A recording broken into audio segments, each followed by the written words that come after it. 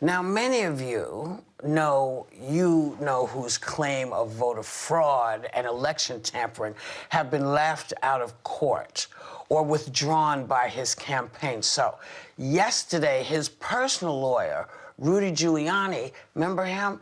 He held a press conference to make his case in the court of public opinion. Now, see if you can follow this logic. Take a look. Did you all watch My Cousin Vinny, the nice lady who said she saw? And then he says to her, how many fingers do I got up? And she says, 3. Well, she was too far away to see it was only 2. These people were further away than my cousin Vinny was from the witness. You couldn't possibly believe that the company counting our vote, with control over our vote, is owned by 2 Venezuelans who were allies of Chavez, are present allies of Maduro, with a company whose chairman is a close associate and business partner of George Soros. This is real. It is not made up. It is not, there's nobody here that engages in fantasies. What the hell?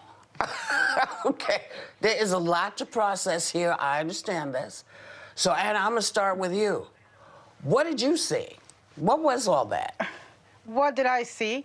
I mean, I saw a guy who looked like the witch melting in The Wizard of Oz. I saw a guy, I literally, you know, when the hair dye started streaking down his face, it was like, I thought maybe it was the BS that was spewing out of his mouth, coming out of his ears. It was such a tragic, pathetic, funny, ridiculous image. And I think it embodies so much of the insanity that's going on right now. I feel embarrassed for the country that people are witnessing this.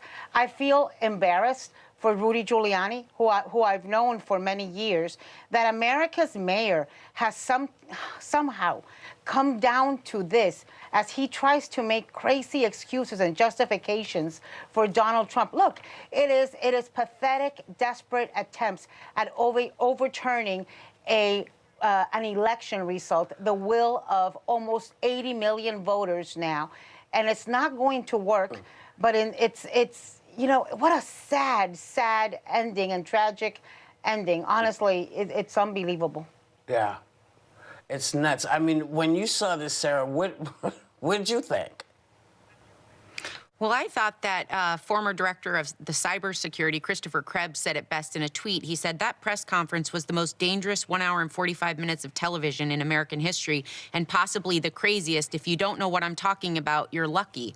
Now, I also want to remind people that this didn't happen at the Four Seasons Landscaping Company. This happened in the Republican National Committee headquarters, which is kind of like tacit consent from the RNC for everything that's going on in whatever this was.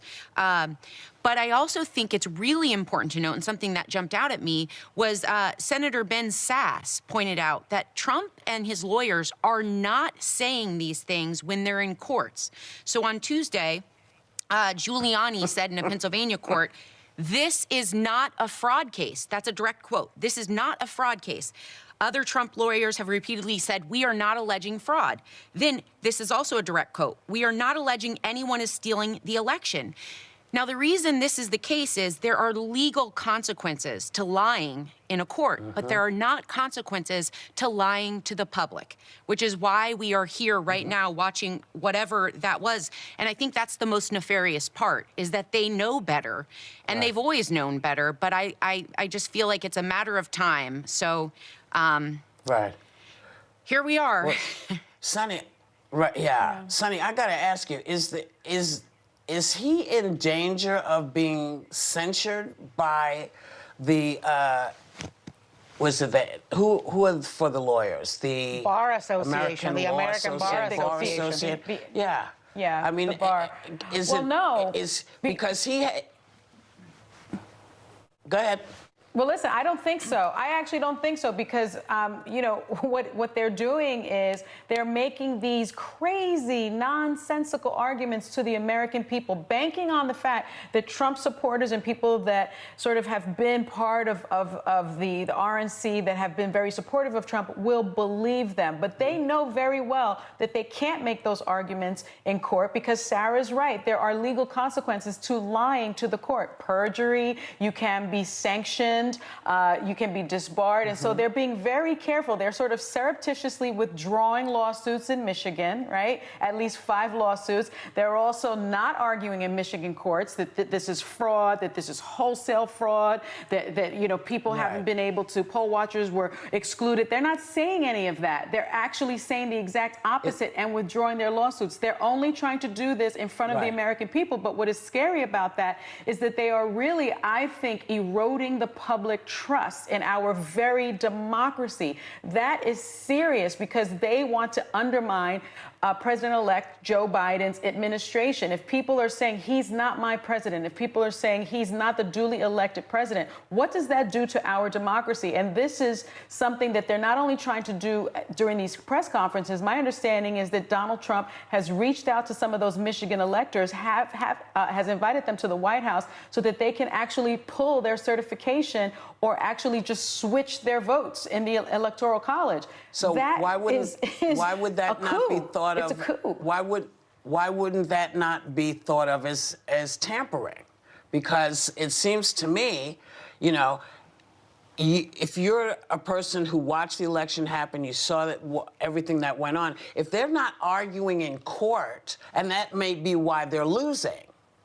So I think the American people are smart enough. Maybe they don't want to accept it, but they're smart enough to know BS when they see it. And I'm curious as to why do they keep going into court and getting turned down? And why do people keep giving them a platform when there's nothing, there's no there? Because you know, it's Whoopi, crazy. think about the last 4 years and how much Donald Trump has gotten away with. He really thinks he can get away with changing the election results. And it is the reason why other Republicans have got to join those 5 Republican governors that met with Joe Biden yesterday, have got to join Mitt Romney, who spoke up against this yesterday. Republicans right now have got to take their country back. They cannot claim to be the constitutional government, the constitutional party, and while this guy is overturning the Constitution. It's pathetic, and this cowardice must end. It's crazy.